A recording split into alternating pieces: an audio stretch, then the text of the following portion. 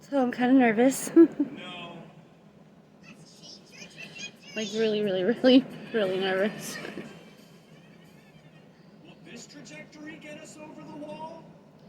Just makes it all the more real of like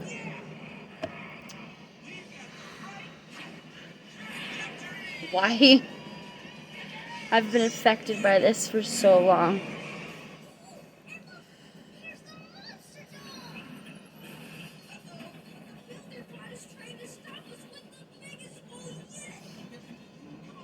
I'm gonna try my best to start at the beginning, and hopefully I don't move around so much because it's gonna be hard to express a lot. Will this trajectory get us over the wall? Yes!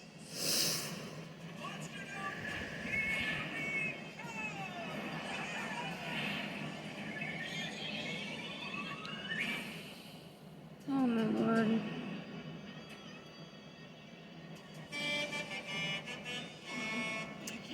I know at this moment that this energy that I'm going to be talking about,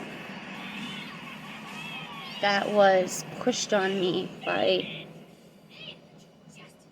my adopted mother,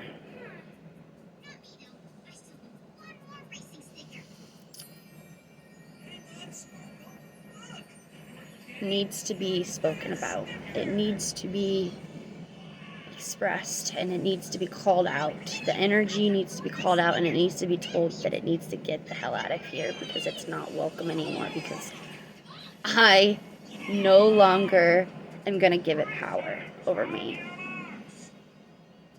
And I know how freeing that is now. Like, I'm so angry that I let this energy affect me for so very, very, very long.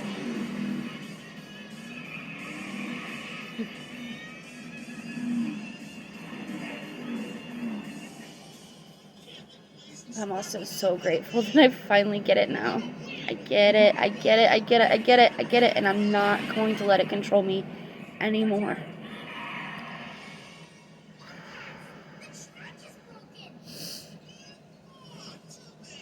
Goodness.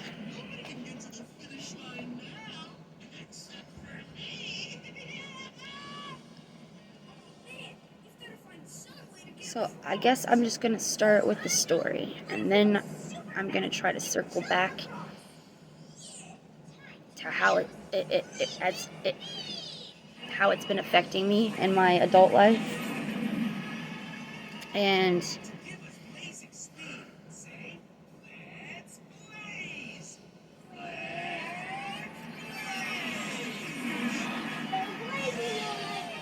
other things.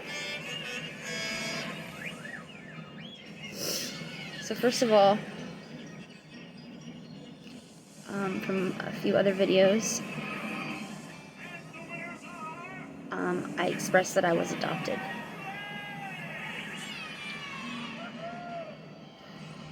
Gosh, I don't really want to talk. Like, I'm really having a hard time talking right now.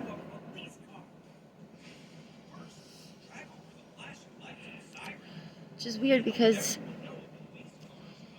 when it comes to my birth family, I have a lot easier time expressing things that happened to me.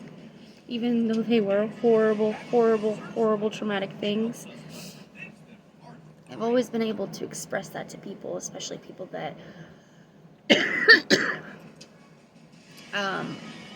I know in a deep way, or that I want to know in a deep way.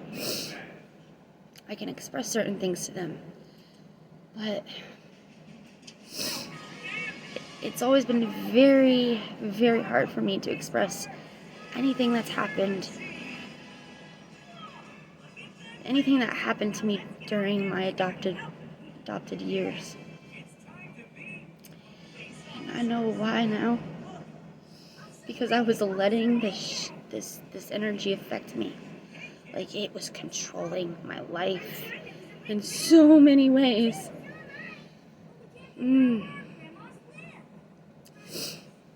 And the fear of speaking was instilled.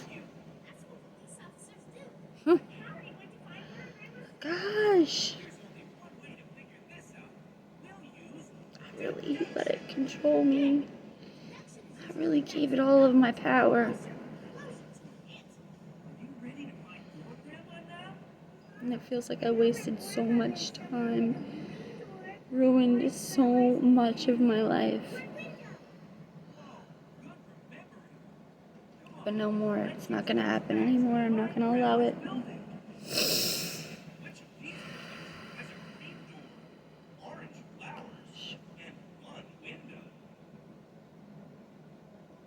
Okay.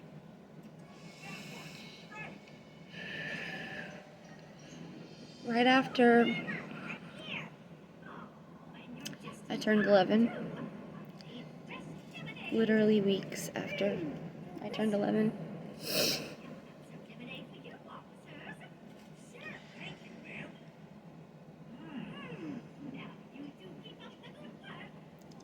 I went to live with my new adopted parents. I don't consider these people parents anymore. I haven't for a long time, and I usually call them by their first and last names now. I don't call them mom or dad or anything, although I did. When I was in it, I considered them my parents, and I thought things about them that were just not true.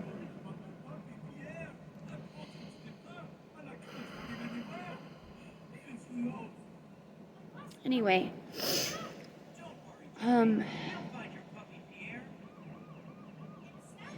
before I came to their house, I struggled in school a lot because I was in and out of school a lot of my life before that, and the school system was just passing me on and on and on without actually making sure that I was learning. I mean, they knew I wasn't learning, and they still passed me on because they couldn't keep holding me back. Gosh. And I was gonna be going into 5th grade when I ended up going to live with my adopted parents. But even though I was supposed to be going into 5th grade, I couldn't read, not really at all. I can read some words, but just really couldn't read, and I used to be that kid that would get embarrassed to be called on to read like a paragraph in school because I didn't know half the freaking words.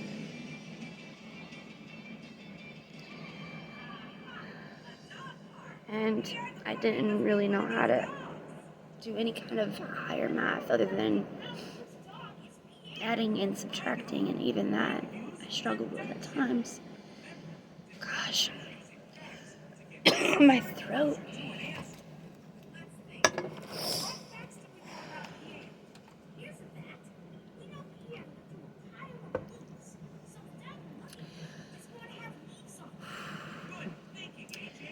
Before I got placed in the adopted parents' home,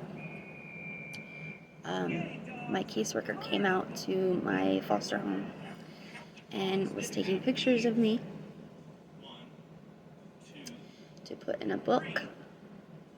So like we were going around the farm and doing different shots that made me look good and stuff like that. Because it was put into a catalog of children that was, currently up for adoption, and parents would choose which kid they wanted that way. But the family I went to live with already had one of my brothers, was already planning on adopting him, and they made it sound really good, like they were trying to get all of us kids together, and they could only get my little brother and me.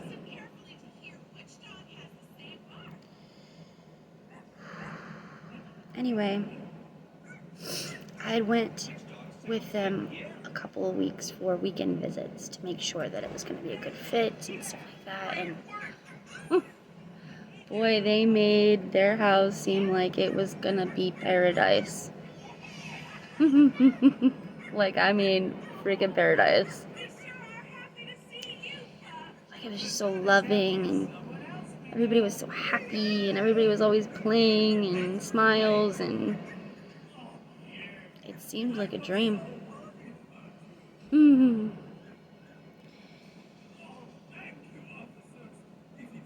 kids at the school that I was already at actually threw me a going away party, and I was so freaking excited to be going to live with them. The dad was a pastor and the mom was a teacher, and I was gonna be homeschooled, and I was gonna be with my brother, and they were so happy. They cared about us, you know? I remember that the first day I was there, they had a cake for me.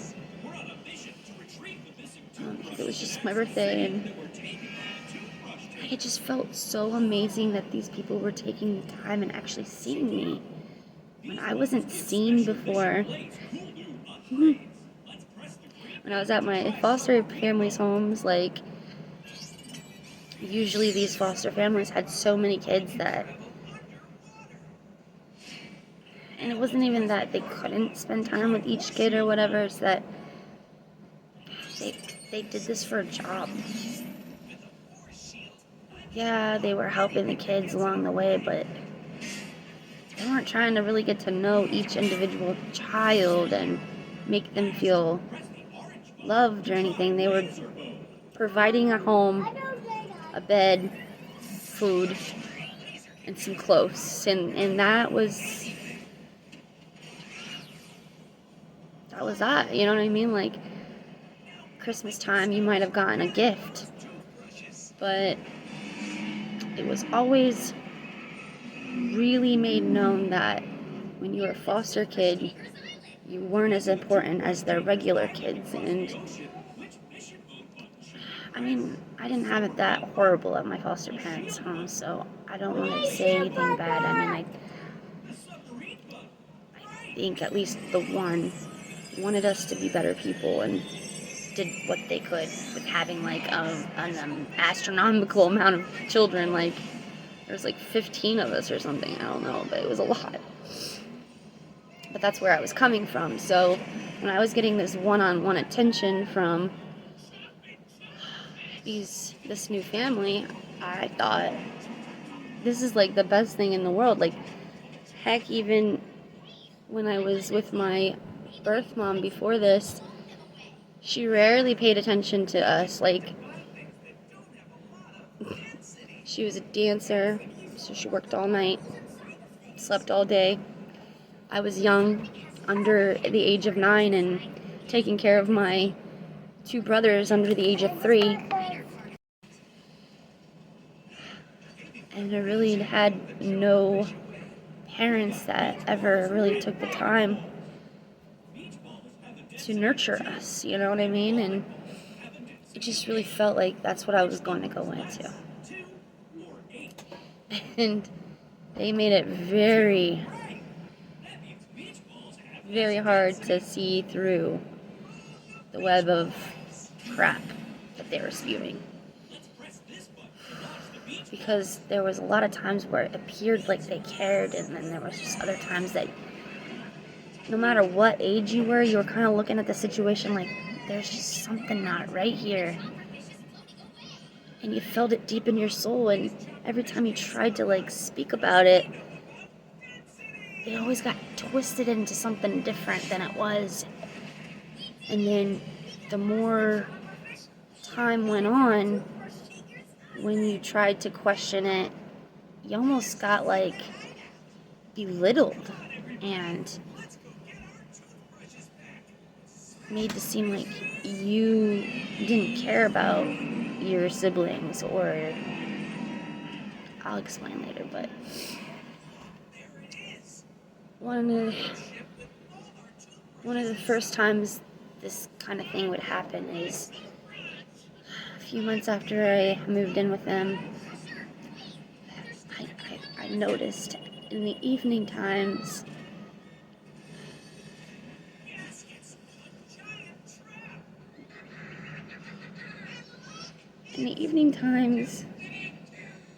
there'd be a lot of screaming out in the living room.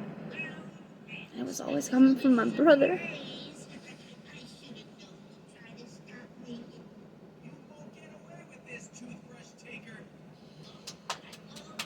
So one time I walked out and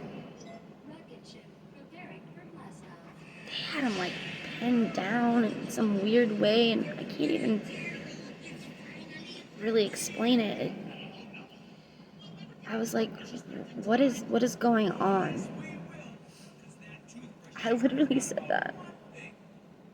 I was scared and confused, and it felt like something was very wrong. But I had never really seen this from them before.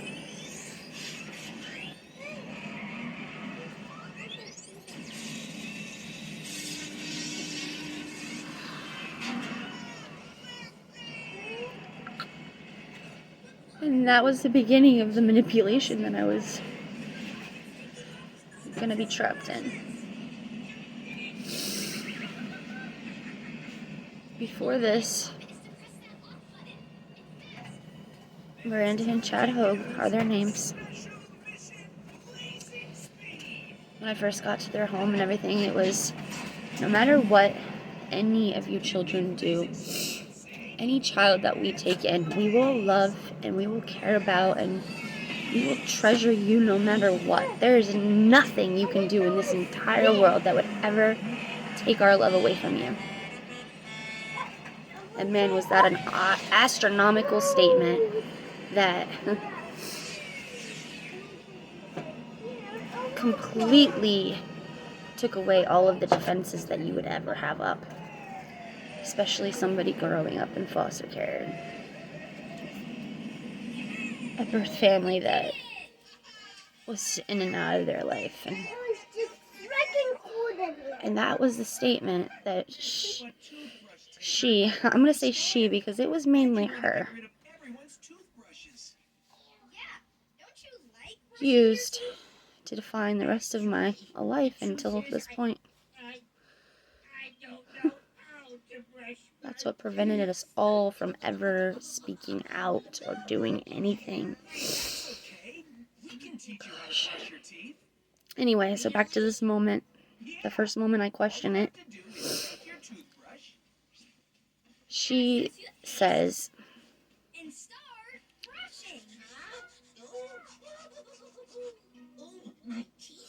when children are in families that are unstable and then in foster homes that are abusive, they will come into another family's life who wants to show them all the love in the world, but they won't trust them.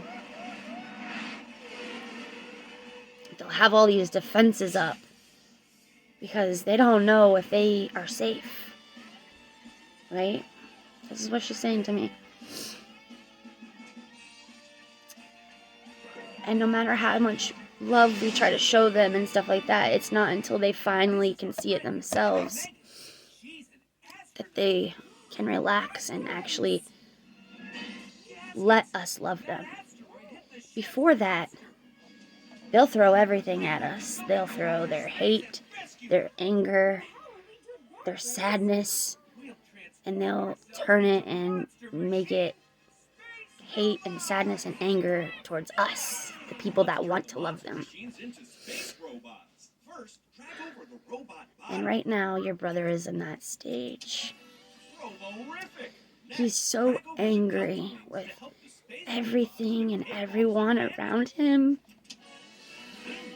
that he's expressing it through fit throwing and whatnot. And in order for us to still love him, we have to show him we're going to still be here. We're not going to push him away, that he's not going to get rid of us. But even though we want to show him that, we have to control these behaviors. So when he starts throwing fits and stuff like that, we'll hold him down and stuff like that, so he doesn't hurt himself and hurt us. Which sounds like it would be logical, right? And that's where the start of tricking my mind became such a possibility.